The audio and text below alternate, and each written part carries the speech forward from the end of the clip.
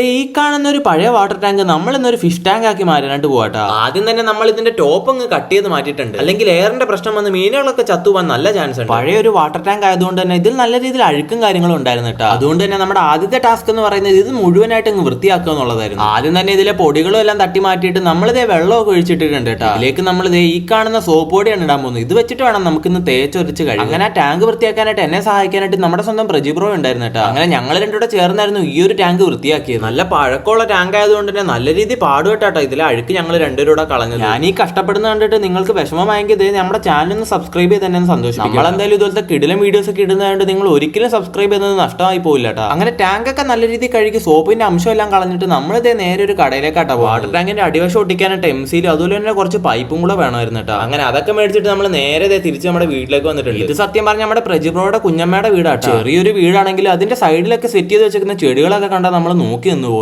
ഈ ഒരു ചെടിയുടെ ഒക്കെ ഇടയ്ക്കാണ് നമ്മൾ ഈ ഒരു ടാങ്ക് സെറ്റ് ചെയ്യാനായിട്ട് പോകുന്നത്. അതുകൊണ്ട് തന്നെ ഇതിൽ ഏത് മീനിടുന്നൊന്നും നമ്മൾ ഇതുവരെ തീരുമാനിച്ചിട്ടില്ല. നിങ്ങൾക്ക് എന്തെങ്കിലും സജഷൻസും കാര്യങ്ങളും ഉണ്ടെങ്കിൽ ജസ്റ്റ് ഒരു കമന്റ് ആയിട്ട് അറിയിച്ചാൽ ഇതിന്റെ ബാക്കി പറഞ്ഞിട്ട് നമുക്ക് അടുത്ത ദിവസം കാണാം. വീഡിയോ ഇഷ്ടമെങ്കിൽ ലൈക്ക് ചെയ്യാനും അതോടൊപ്പം നമ്മുടെ ചാനൽ സബ്സ്ക്രൈബ് ചെയ്യാനും മറക്കണ്ട കേട്ടോ.